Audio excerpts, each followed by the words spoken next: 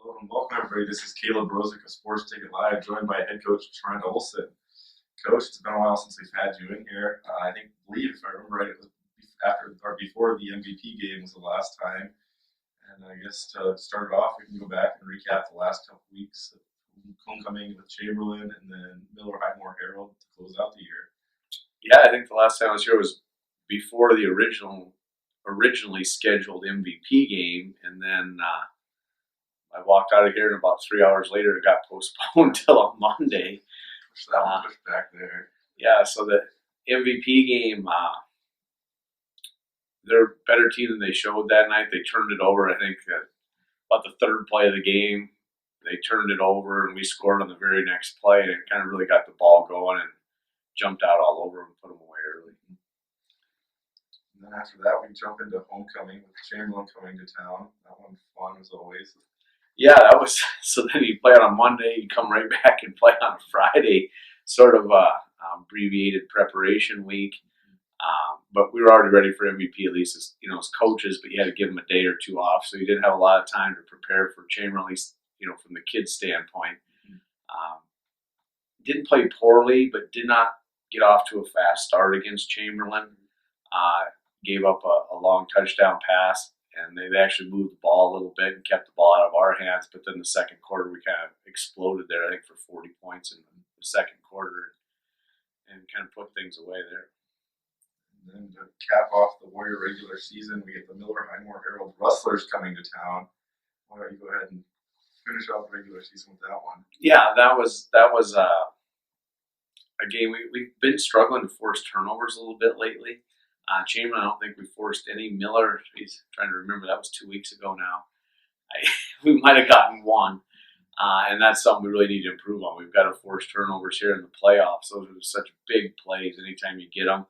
But I thought Miller, we played solid, fairly efficient football. And then building off that, now, like you said, postseason football's here. After a little bit of scheduling issues, I guess, on the South Dakota high school activities side, we get Garretson coming to town, and I believe that's the first matchup we have with Garretson coming down to play us at all. The only person who thinks we may have played, because kids asked me, and I said, I know we haven't the last 20 years. I don't think when I was a kid, I don't remember it. Harvey Nas told me this morning, he said he thinks, before maybe even he got here, that maybe in the 60s we played them once. Okay, so maybe in the 60s, but I don't even know that for sure. But it's been at least 50 years, if not longer. Yeah, of course, they're made up recently to jump back up to 11-man football from being in 9 for a long time there. I think with playoffs, it was like when we were 11A, they were 11B, and then we were 11B, they were 9. Man, it's never worked out. And so with that, what are we going to see from Garretson on the offensive and defensive side of the ball coming tomorrow? Offensive side of the ball, double wide, double wing mostly. They'll move one of them back to an I back and run some I wing, little wing trips, bring the other one across. Like to run the ball downhill. Number 44, he's a tough kid, physical kid, and they'd love to just move the ball doing that. They will throw it. Got a nice looking left-handed kid at quarterback, lefty, smooth kid. Pretty athletic, got a good arm. They'll roll him out a little bit. They like to throw deep. They have 2 receivers, in that 6'2", 6'3" range, and they take several shots a game. Like, it wouldn't shock you to see them throw it 10 times, throw it 40 yards down the field. They get in the red zone, they just throw it up, and use just a fade and throw it up and try and come down with the football for a touchdown. And then defensively, what are we going to see from them? They run a lot of different fronts and stuff defensively. They're mostly in cover 3.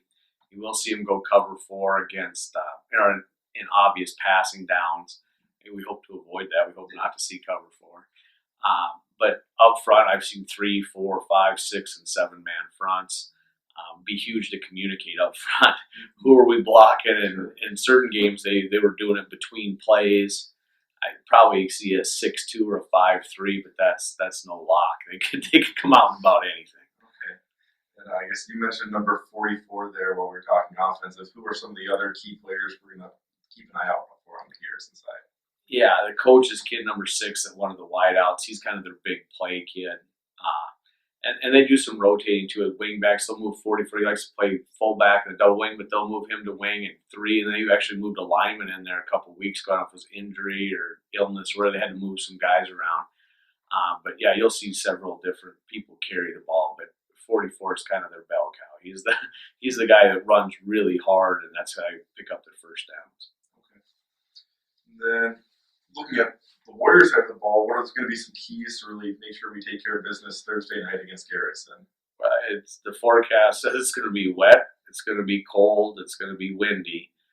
Number one is take care of the football. You know, there's nothing that leads to upsets and things like putting the ball on the ground, making bad decisions. That's number one. 2 is the kicking game. You can't have any disasters in bad weather. You know, bad snaps, dropping a punt snap, things like that. Those are all huge.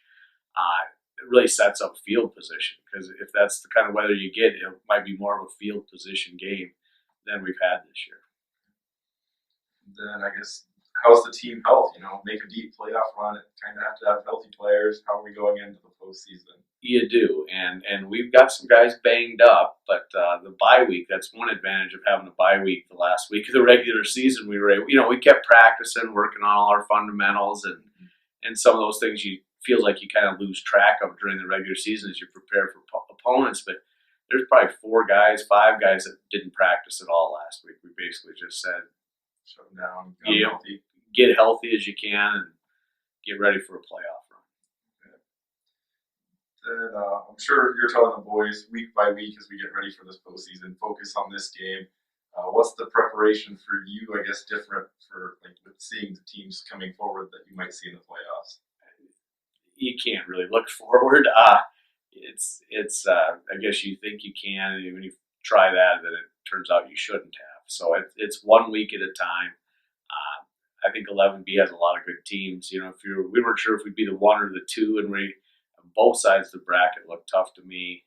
And it's 1 game at a time. There's no mulligans. You can't afford a bad game, and your season's over. So that's kind of the point we've been trying to get across to the kids is you can't look at seeding, you can't look at win-loss record, any of those kind of things.